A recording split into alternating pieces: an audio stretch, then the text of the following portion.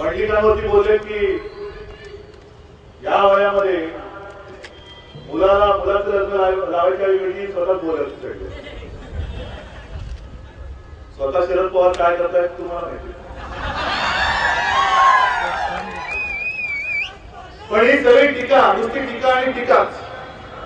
मध्ये आलेलं आहे, पवित्र नगरी आहे, महालक्ष्मीचं दर्शन घेतलं सगळं. मूर्ती तर सुंदर आहेच, प्रश्नच नाही, एक तेज आहे. पण मंदिर सुद्धा मी बघत होतो, अशी शिल्पकला आहे. काय करतो खरं म्हणजे तीर्थक्षेत्र आहे. कोल्हापूर हे तीर्थक्षेत्र आहे. संपूर्ण महाराष्ट्रात नव्हे तर देशात सुद्धा लोक येतात आणि इकडे नतमस्तक होतात. आणि इकडचे दिल्लीत जातात आणि दिल्ली समोर नतमस्तक. पण इतके वर्ष आमदार तुम्हाला दिला, एक मधली 2-3 वेळ चोरी, नाहीतर आमदार त्यांचा. महापालिका कोणाच्या ताब्यात, तिला कोण मायबाप नाही, आमदार त्यांचेच. माझ्या कोल्हापूरचा विकास कधी होणार. नुसतं मनमोहन सिंग अडवाणींवरती टीका करतायत, आपण त्यांना उत्तर देतोय, हे सगळे ठीक आहे. पण माझ्या या कोल्हापूरकरांना स्वच्छ आणि शुद्ध पिण्याचं पाणी कोण देणार, याच्याबद्दल कोणीच बोलत नाहीये. माझ्या या कोल्हापूरकरांना थेट पाईपलाईन वरनं पाणी कोण देणार.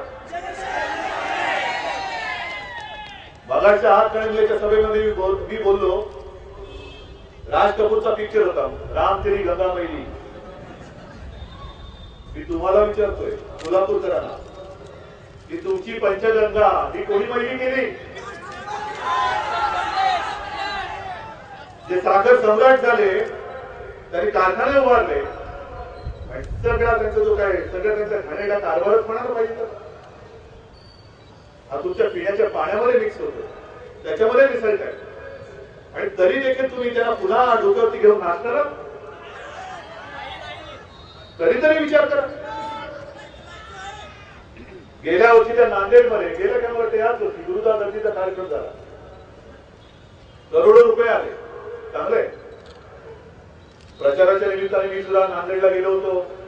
फार छान असं विमानतळ झालं. तिकडे गुरुद्वारा आहे, लाखो शीख भाविक येऊन गेले, त्यांची सोय झाली.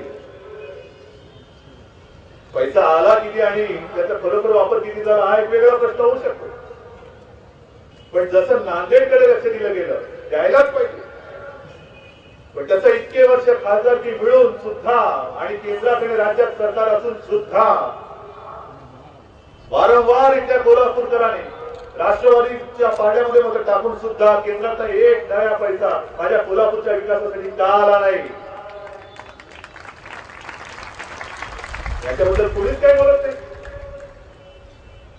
याचं कारण एकच आहे की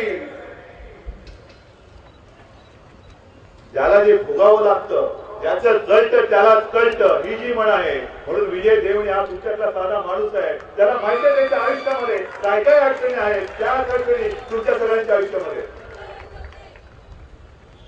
या विभागामध्ये अनेक ठिकाणी मला सांगतात की चावीचा आजार. संपूर्ण महाराष्ट्रावर वीजच नाहीये.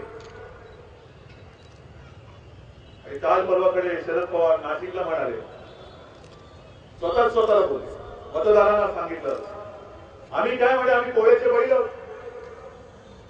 हे मी नाही बोललेलो, तर पुन्हा माझ्यावरती एखादी केली होती. पण पवार साहेब स्वतःच म्हणाले की आम्ही कोळ्याचे बैल आहोत. कोळ्याच्या बैलाला नाही का म्हणजे तुम्ही वर्षात एकदा पुजता, खाऊ पिऊ घालता, गोडधोड देता, पुरणपोळी देता. आम्ही तर 5 वर्षांनी येतो, आम्हाला गोडधोड नको.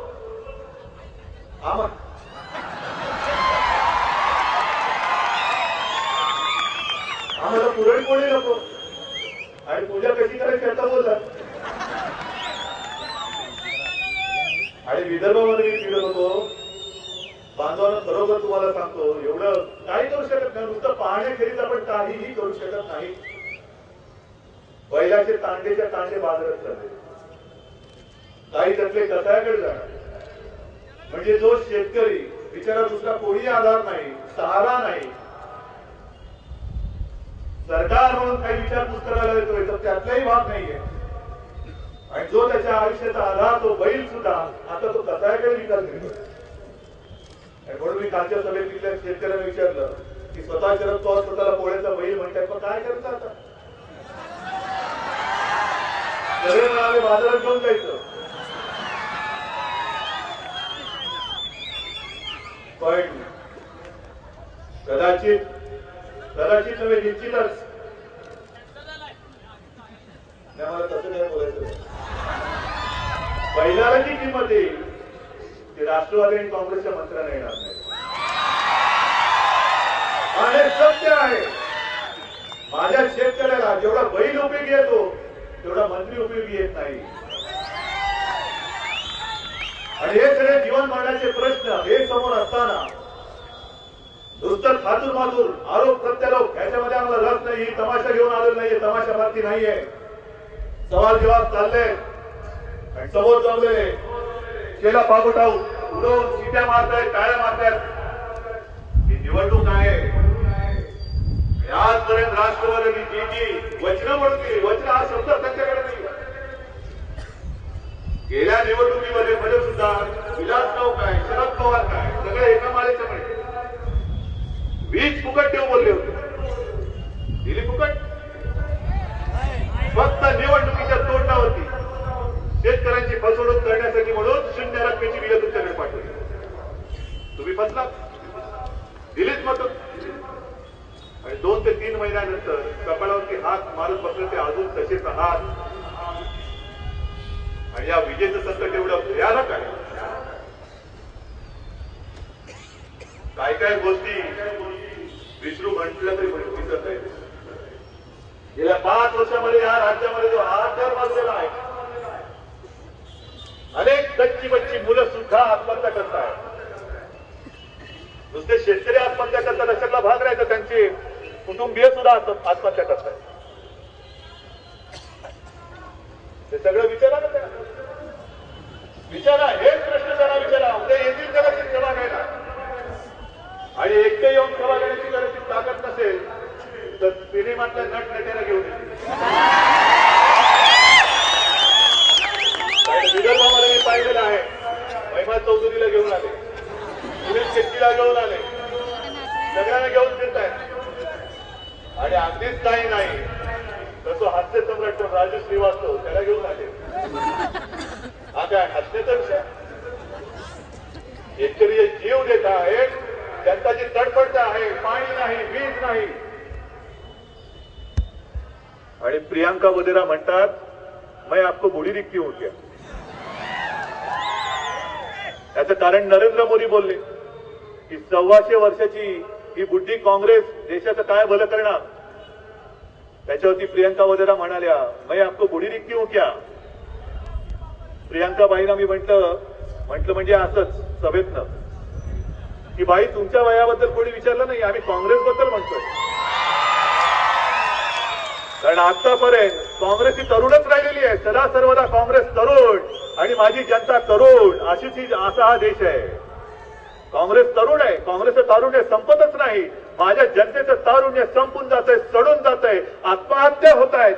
पण काँग्रेसचं तारुण्य संपायला तयार नाही, कारण जनतेचं रक्त शोषून हे तारुण्य काँग्रेसने टिकवलेलं आहे ना. त्यावेळेला जवाहरलाल नेहरू आले तेव्हा तेही तरुण होते. इंदिरा गांधी आल्या त्याही तरुण होत्या. राजीव गांधी आले तेही तरुण होते. आणि आता ही पोरं आले तीही तरुण आहेत. पण ही सगळी तरुणाई तिकडे दिसते. पण वसईमध्ये जी एक घटना घडली, एक 14 वर्षाची मुलगी हिनाली तांडेल तिचं नाव, याच परीक्षेच्या काळात एक 8-10 दिवस झाले असतील, अभ्यासाला घरी बसली संध्याकाळच्या वेळेला. दिवा तर नाहीच. पूर्वीचं जे काय आपली संस्कृती होती, परंपरा होती, दिवे लागण्याची वेळ, दिवा लागतच नाही, कधी लागतो कधी नसतो, दिवे लागण्याची वेळच नाही. मला आज सुद्धा आठवत आहे की आम्ही 3 भावंड संध्याकाळी 7 वाजल्यानंतर आमची माँ तुळशी सोबत दिवा लावायची. तो दिवा आज